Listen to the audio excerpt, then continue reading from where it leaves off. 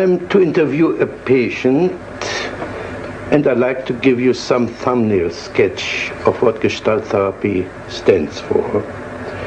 Gestalt therapy is working on an equation: awareness equal present time equal reality. In contrast to depth psychology, we try to get hold of the obvious, of the surface, of the situation in which we find ourselves, and to develop the emerging Gestalt strictly on the I and thou, here and now basis. Any escape into the future or the past is examined as a likely resistance against the ongoing encounter. Modern man has alienated, given up so much of his potential that his ability to cope with his existence becomes badly impoverished. My aim is this: the patient should recover his lost potential. He should integrate the conflicting polarities, understand the difference between game playing, especially the playing of verbal games, on the one hand, and of genuine, authentic, confident behavior on the other. The civil war of inner conflicts weakens the efficiency and comfort of the patient, but every bit of integration will strengthen it. Now, in the safe emergency of the therapeutic situation, I repeat, in the safe emergency of the therapeutic situation, the patient begins to take risks and to transform his energies from manipulating the environment for support into developing greater self-support, that is, reliance on his own resources. This process is called maturation. Once the patient has learned to stand on his own feet, emotionally, intellectually, and economically, his need for therapy will collapse. He will wake up from the nightmare of his existence. The basic technique is this: not to explain things to the patient, but to provide the patient with opportunities to understand and to discover himself. For this purpose, I manipulate and frustrate the patient in such a way that he's confronting himself. In this process, he identifies with his lost potential, for instance, through assimilating his projections by acting out the alien parts of himself.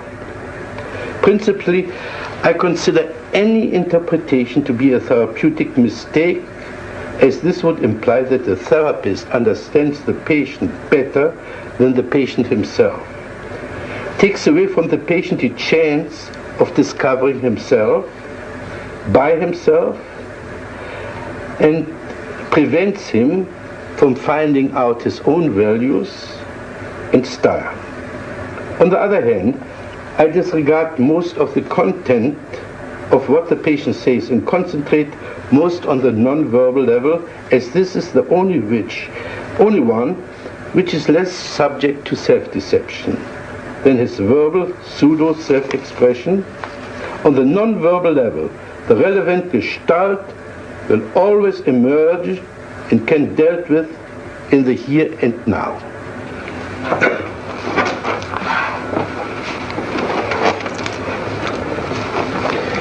We are going to have an interview for half an hour.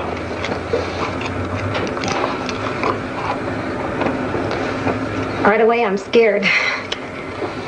You say you're scared, but you're smiling. I don't understand how one can be scared and smile at the same time. And I'm also suspicious of you. I think you understand very well. I think you know that when I get scared, I laugh or I kid to cover up. But do you have stage fright? I don't know. I'm mostly aware of you. I'm afraid that you're going to have such a direct attack that you're going to get me in the corner, and I'm afraid of it. I want you to be more on my side. You said I get you in your corner, and you put your hand on your chest. Mm-hmm. Is this your corner? Well, it's like Yeah, it's like I'm afraid, you know. Where would you like to go?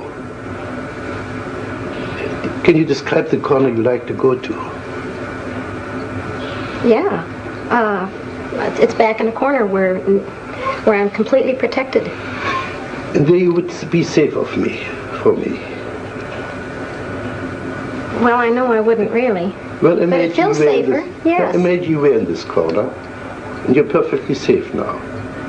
What would you do in that corner now? I'd just sit. Just sit? Yes. No. How long would you sit? I don't know, but this is so funny as you're saying this. This reminds me of when I was a little girl. Every time I was afraid, I'd feel better sitting in a corner. Okay, you're panicky. Are you a little girl? Well, no, but it's the same feeling. Are you a little girl?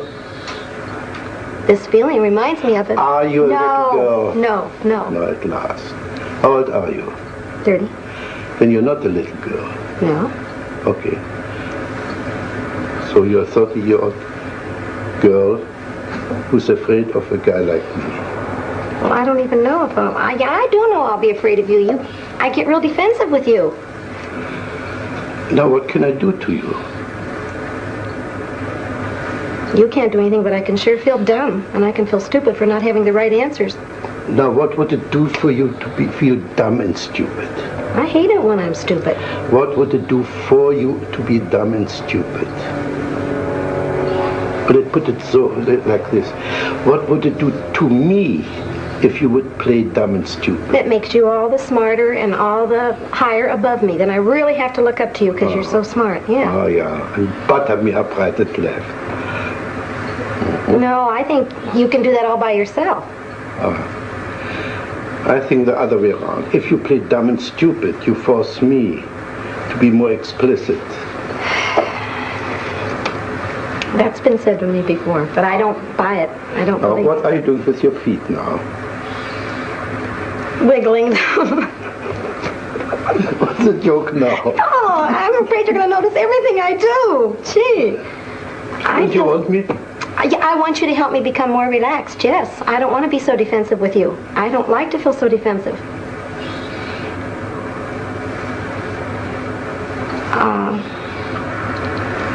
You're acting like you're treating me as if I'm stronger than I am, and I want you to protect me more and be nicer to me.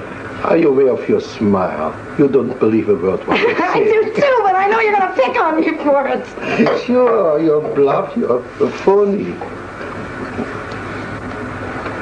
Do you believe, you're meaning that seriously? Yeah.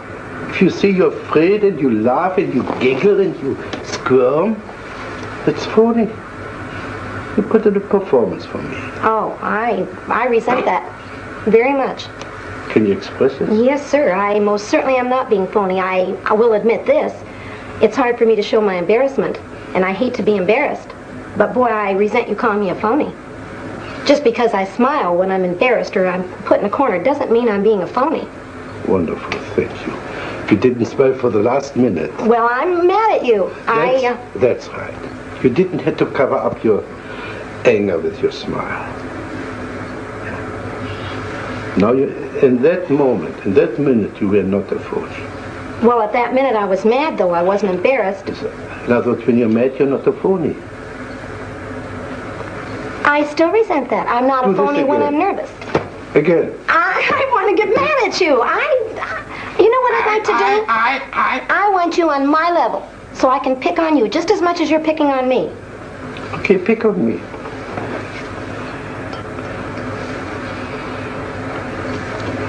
I have to wait till you say something that I can pick on, but...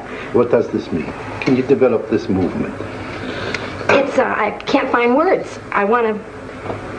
Develop this, as if you were dancing.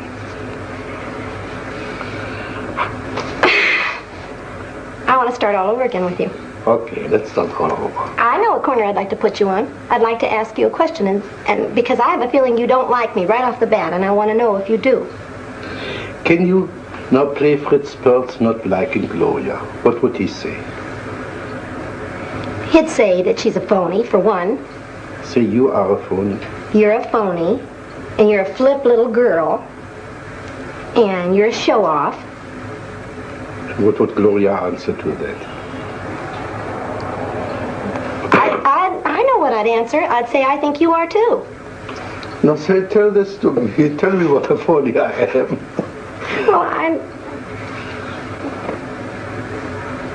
Say, Fritz, you're phony. Well, phony's not quite the right word, but it's more like a show-off. A show-off. Like you know all the answers. Yeah. And I want you to be more human, and that doesn't seem very human to me. To know all the answers is not very human. Yeah, to right away find out how I'm kicking my feet, and why am I doing like this? Why are you doing like that? Oh dear, I've got eyes, I can see you're kicking your feet. I don't need a scientific computer to see that you're kicking your feet. What's big about that? You don't need to be wise to see that you're kicking your feet. I know, but it seems like you're trying to find some reason for it. I don't. It's your imagination. Okay, I know what I'd like from you. Can I tell you what I'd like from you? Yeah. I'd like you to be aware that I'm kicking my feet, and to be aware that I'm giggling when I'm really nervous, and accept it instead of putting me on the defense of having to explain it.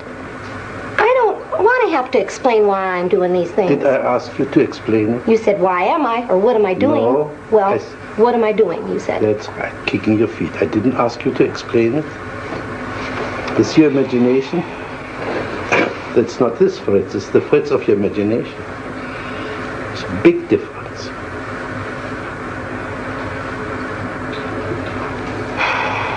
Now do this again. Again. How do you feel now? I don't know. Playing stupid. I'm not playing stupid. I don't know the right answer. This is playing stupid.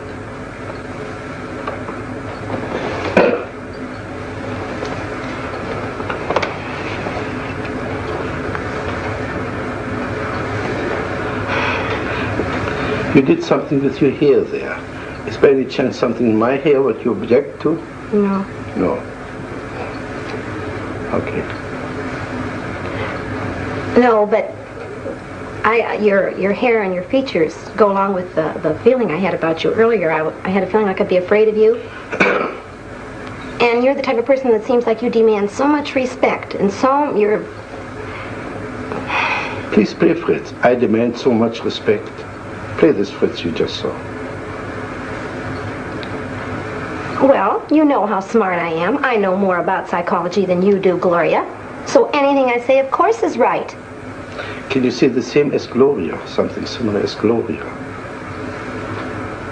With the same act as Gloria. I demand respect because... I don't know. You don't No, I don't. I identify it with my father, but not me. I don't feel I demand respect. You don't demand respect? No. Sure not. As a matter of fact, I'd like more. I'd like you to respect me more. Now you see, so you demand respect. All right, yes. Yes, as a matter of fact, if I could demand respect from you, I would. But do it. Who's preventing you except yourself? Because I feel if I get myself out on the corner, you're going to let me just drown. You're not going to help me one bit, and I know that I can't quite come up to standards with you. What should I do when you're in the corner? Encourage me to come out. Ah, you don't have enough courage to come out by yourself. You need somebody pull little mamsel in distress out of a corner. Yes. So anytime you want somebody to pay attention to you, call into a corner and wait till the rescuer comes. Yes, that's exactly what I'd like. And this is what I call phony. Pardon me? This is what I call phony. Why is it phony? I'm admitting to you what I am. How is that a phony? That is a phony because it's a trick, it's a gimmick to crawl into a corner and wait there till somebody comes to your rescue. I'm admitting it. I know what I'm doing. I'm not being phony. I'm not pretending I'm so brave. I resent that. I feel like you're saying unless I come out openly and stand on my own, I'm not a phony. Baloney. I'm just as real sitting in that corner as I am out here all by myself. But you're not sitting in that corner. Well, not now.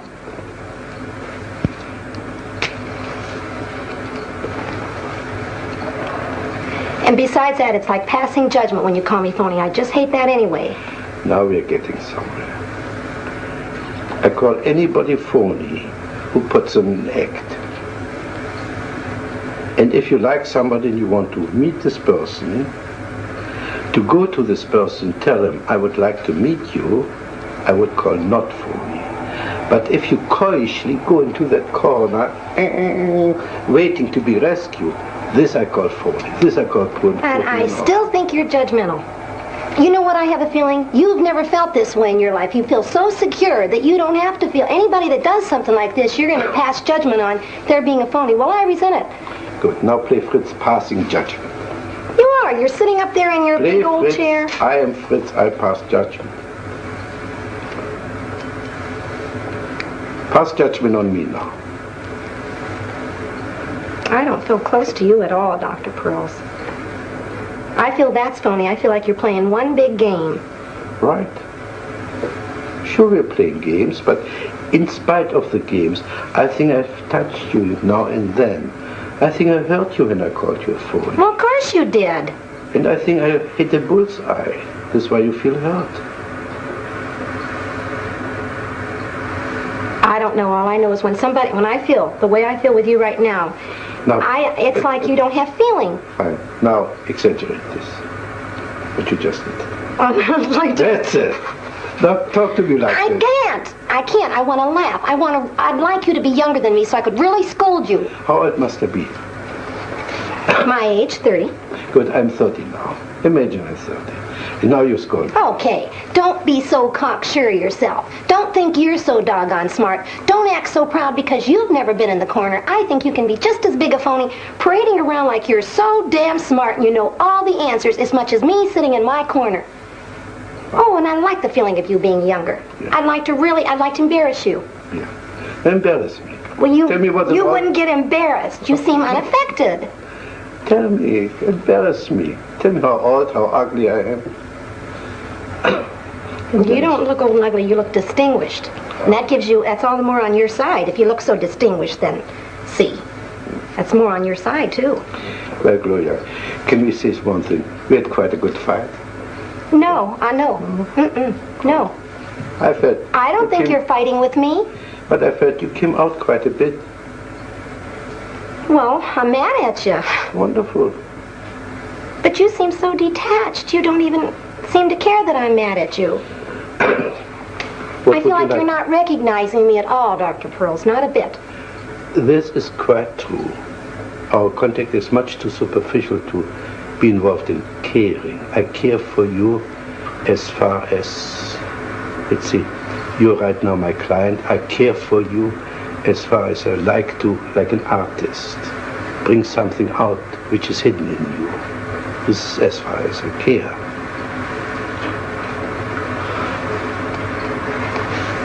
Well, I'd like to feel that there's it's frustrating. If I were to leave you right now and not see you again, it would frustrate me to feel like there hadn't been more contact. I feel completely out of contact with you. Like I'm talking to the baby that doesn't understand me, or something like that. I don't feel like we're a bit in contact, and that frustrates me. That bothers me more than being angry with you. I'd rather we were angry and fought than to have no contact. Yeah, this reminds me of when my husband and I used to fight. He sits there and he listens to me, but he's not even aware of how much I hate him and how mad I am at him. I'd rather affect you. You to really hate me or something. And I feel like you're purposely staying out of contact with me. How should I be? Give me your fantasy. How could I share my concern with you? I can't say in words. I know the feeling I'd see on you, but I can't say. It's just a feeling like, I don't know. It's like I want you to respect me more as a human being, that I've got feelings. Now we come back to the beginning. So you want respect? Yes, I do. I do. See. This is a different kind of respect than I meant the first time. But you need respect. Yes. I respect you so much as a human being that I refuse to accept the phony part of yourself and address myself to the genuine part. Right now, the last few minutes, you were wonderfully genuine. You were not playing anymore. I could see you were really hurting. Well, I don't feel I've got a right when I don't like somebody or I disagree with somebody's doing. If I should respect them, if they're above me, they're superior to me, I don't feel I've got a right to really, really tell you how mad I am at you. That's rubbish. You're not jacketing. You're getting back into your safe corner. Well, that's the way it feels. That's what the safe corner feels like to me. That's right. Now go back to your safe corner. Because we have to part very soon. You stayed in your safe corner. You came out for a moment. You nearly met me. You could get a little bit angry with me. Now go back to your safety. I feel like you're telling me the only way you respect me as a human being if I'm aggressive and forceful and strong. Yeah, I feel like you couldn't even accept I'd be scared to death to cry in front of you. I feel like you'd laugh at me and call me a phony. I feel like you don't accept my weak side only when I'm yelling back at you or hollering at you. You mustn't cry in my presence. Well, I wouldn't even give you the satisfaction. Say this again. No. Say this again. I try not to. I try not to cry in front of you or show my weak spot for fear you'd jump on me again. Are you aware that your eyes are moist? I'm aware that I feel more choky, yes. I feel that. Could you choke me? Pretend, but not for real. Why not for real? Well, because I don't hate you that much. No, you want to choke my tears back. You want me to choke you so you wouldn't cry? If I'd like to choke you, it would be to make you cry. I'd like to see you weak. I'd like to see you hurt and vulnerable. What would this do for you? Make me feel like I have more of a right to be hurt and you wouldn't jump on me so quick. Would you jump on me if I would cry? No. Mm-mm. But I would jump on you if you would cry. You're sure of this? No, I'm not sure of it. Uh-huh. What would you like me to do if you were to cry? You're smiling something off. Well, because I got two feelings. I was going to say I want you to love me and hug me, but then I thought, no, I don't want to. What's your objection? I'd be scared to be too close to you. Now we're getting somewhere. First you want to be close to me. Now you're afraid to be too close to me. Here's what I'm saying, but... That's right. Now we got the two poles of your existence. But they're two different feelings. Close, I mean emotionally, but not physically. Yeah. But we've got the two poles of your existence now. Either far away in a corner, or be so close that you get melt into one with the other person. And apparently you travel between the two extremes.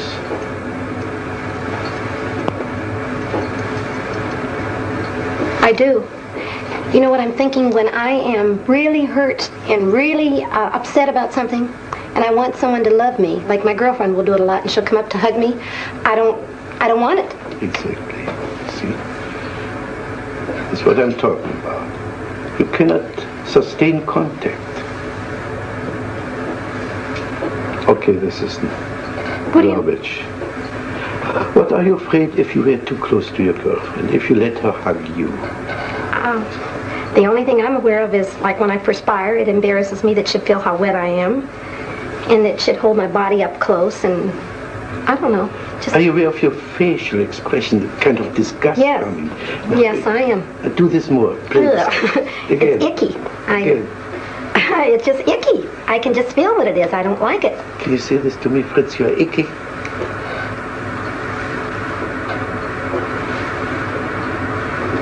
No. No? What's your difficulty? Because I feel like if you really believe me, that would hurt your feelings. Oh, you mustn't hurt my feelings. Well... I thought I was so indifferent, as you said before, that nothing could touch me. No. Now you suddenly discovered a way to touch me, isn't it? Well, you know what I believe? I believe you're the type of person sort of like me, that you act like it wouldn't hurt your feelings, but it really would. You act strong, but you're soft and vulnerable inside there, too. I think your feelings could be hurt, sure. But I don't think you'd show it very easy. What would I do? How would I conceal my feelings? By turning it back on me? by saying, now, what did you get from that, Gloria? You turned the whole thing back on me instead of showing how hurt you were. Now, can you say this to Fritz? What did you get out of this, Fritz? Say this to me. What'd you get out of what? What you just said, just your sentence. Sure, I know what you'd get out of it. If I said, what did you get out of this, Fritz? You'd say, nothing. It didn't bother me. It was you that did it. You still wouldn't let me know you were hurt. But I know what it would be if you told your true feelings, that you didn't want to show you're hurt, so you covered it up. Same way with me in the corner. Now, if I were hurt, if I would cry, what would you do with me? You wouldn't be so superior to me. You'd be more vulnerable, and I could pacify you and make you feel better. You could hug me. Yes. And I could be the baby. Yes. Yes. I'd like that. You'd feel more on my level. I wouldn't have to feel so dumb with you. And the other way around, you would have to be my baby. She would cry. You would like to play the baby and be comforted and hugged and poor thing. Well, I'd like that too. Well, I tell you something, Gloria. I think we came to a nice closure. I think we came to a little bit of understanding. I think we finished this situation now, all right? All right.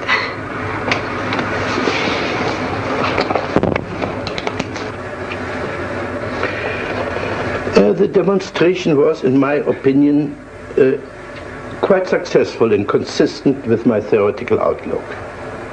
The avoidance of the genuine encounter manifested itself in three ways. The patient was first taking control by putting on a smiling, sophisticated, phony mask of oscillating between a pretense of being frightened and yet at the same time having me figured out, thus being or believing to be fully in control of the situation. Secondly, she was withdrawing by fantasizing of hiding in a corner. Thirdly, she was blocking the real encounter of melting through crying, which then would have been the real emotional meaning of this meeting. The patient was capable of identifying herself with several fantasies she had projected onto me. This was especially evident with regard to her initial denial for a need to be respected. The need for environmental support started to come out besides her need to get respected. It was verbalized in her wish to be cared for, rescued from the corner, and so on. I broke off the session when the first tears began to appear. She began to play the role of the lonely child and apparently wanted to be hugged and comforted. But here too the assimilation of her projection began to work, and she began to experience holding me like a baby. Apart from assisting her and assimilating her in some projections, the main therapeutic factor was to show her the inconsistency of her verbal and non-verbal behavior. For instance, saying that she was frightened and smiling at the same time. A frightened person does not smile. Where I feared was in the direction of her embarrassment. This embarrassment was protected by her brazenness and anger. To get to her existential embarrassment, we would have to work through and eliminate the phoniness, that is the ease with which we can superficially assume any role that is required for a specific situation. This pseudo-adaptation is her way of coping with life. This is about what I got out of this session.